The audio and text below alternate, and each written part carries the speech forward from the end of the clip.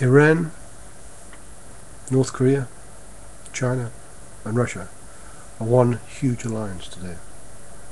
That is why Russia doesn't want Iran attacked, because it is part of her sort of sphere of influence. So whilst they don't want us to attack, the point is that in the meanwhile Israel is left with this continuing threat. And all my 66 years I never heard Israel threaten Iran once. Not once. Never. Zero. Now we have Iran in the last 4 or 5 years constantly threatening Israel, and now they're getting to the point where they will have those weapons to do it. They already have that missile that Korea has that caused so much consternation, which fires straight from North Korea across Japan and can hit the west coast of America. Now if you take your hand on a globe and then take that stretch of your hand from Iran and put it across Europe towards, it can hit Newfoundland in North America. It is that simple. That means every city in Europe and Britain and Iceland and Ireland is now under threat from a puny power. Now remember, it only takes one atomic bomb burst up high,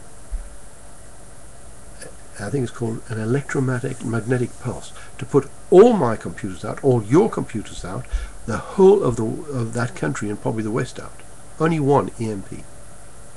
We can't afford to let that happen, and certainly Germany can't afford to let it happen. And you know the result is that we have to do something about it. We have no choice. We have no choice at all. So whilst Iran is focused on Israel, Israel is too small to do this. It's going to take a very big power to do it, like America and Britain and Japan and Europe. Europe, of course, is the nigger in the woodpile here, and it's one of the richest trading blocs on the planet. Well, it's probably even bigger than America. It is bigger than America, actually, by about 25%. So it has lots of money. Maybe not the lifting power, maybe that, but it has lots of money to do things. They can do it very quickly if they get the arms. And they have got a huge armaments business in Europe. So that armaments business can immediately be turned into the most recent arms, and Europe can do things. Anyway, those people who shout at Israel, I think you should realize there are only 6 million people against 350 million. They did suffer a terrible situation in Germany, and the Germans acknowledge that, and so does everybody else. The pictures are there. I couldn't care what these idiots say. And we've got to recognize the Jews are not going to let it happen again, and I'm with them on that. Absolutely, 100% with them on that. And they have a thing called the Samson option. And if you don't know what the Samson option, read your Bible. Find out what the Samson option is. I'm not going to tell you. Because once you read about that, and you'll see where Samson, what Samson did at the end, just before he died, you'll understand. The pillars of our civilization right now are on the edge of disaster. Once those bombs start flying, I'm talking about nuclear bombs, because if you've got 60,000 rockets from Hezbollah facing you, there's only one way to sort that out. There's no other way. And remember, the Bible does say that the capital of Syria will no longer be a city. It's going to be destroyed. Now, it's the longest established city on the planet. And if that is going to happen, and that is on the card, because Syria is linked up with Iran and does her bidding. And so you've got Iran, you've got Syria, you have got Hezbollah, and you've got Hamas, and you've got the Muslim Brotherhood in Egypt. And it looks to me that once this Pharaoh goes in Egypt, you're going to find that this crowd, who has a huge majority, will take over in Egypt. Mubarak, once he goes, and he's a very old man, and they'll try to kill him so many times. So we are looking at a real catastrophic situation developing in the Middle East. What Blair is doing, the quartet, is prophesying. You know, please understand, the Bible is not a myth. Just to give an example, how did the Bible know that there were rivers at the bottom of the sea? We only found that in 1960 when Jacques Cousteau went to the bottom of the sea in the Bathurst sculpture of Trieste. That's the first time we knew about that. It was wisdom throughout the ages, right away from the Greeks, right the way up to, I think almost to when we were dropping cables down to the bottom of the Atlantic to take them across, that the sea was fairly shallow and sandy bottom. We were quite horrified to find that it was mountainous and huge crevices and everything. That says that in the Bible. The Pleiades are gravitationally attracted. That's in the Bible.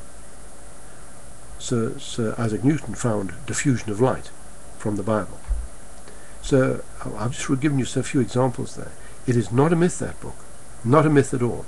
And there's so much, but I don't have time on here to go into that. We are facing a very serious situation. Without going into biblical prophecies and all the verses and everything else, which I could do, but I'm not going to do that. I'm just going to tell you we have a serious problem. And Britain has got to get out of Europe, because Europe, in actual fact, is sclerotic. We, in actual fact, are held down by 200,000 laws now. I'm talking about Europe. We need to trade with the world, not with Europe. Europe we're on a deficit with, in any event. We need to get out of Europe, and as soon as possible. In the coming elections, vote for any party except the Lib Lab Con, so we can get at least people in the Parliament to clear it out, as Oliver Cromwell did. And he said the following.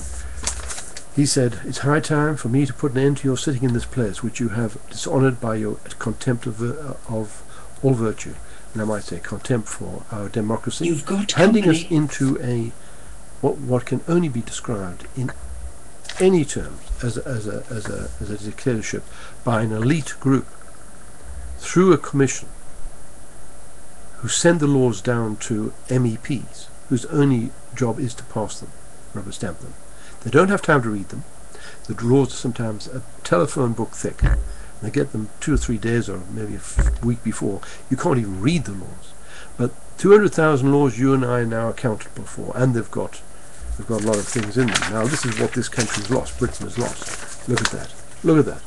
Can you read it? Foreign policy, criminal justice, sovereignty, labour laws, transport, defence, immigration. What else is there left? The Conservative Party just say, "Oh well, it will never happen again." The horse is bolted. People like me have been trying to write and warn people for ages. We're joining a 80% Catholic Europe. I've got a lot of Catholic friends, but that isn't the point. It is dominated by dictatorships. Those countries that we have joined, who've got the majority vote in that particular parliament, are all being dictatorships, and that has been their tradition. Now, of course, we are part of that. Our democracy, habeas corpus, which our people fought for. Now, of course, you've seen a terrible situation with regard to, just because there's a few paedophiles on the block. Now they want everybody to be everybody's guilty until proven innocent by some check or other, which you've got to pay £20 or £30 for. This is unacceptable, absolutely unacceptable. We've got to get out of Europe so that we can play our part in this world situation. We've got to drop taxes, do exactly what Margaret Thatcher did and Reagan did, and it proved that the fiscus became full. The other way, everybody's dodging and trying to get out of it. Make the fiscus full. Let the entrepreneurs get out there and make this country work again. That's what we've got to do. Thank you very much for listening.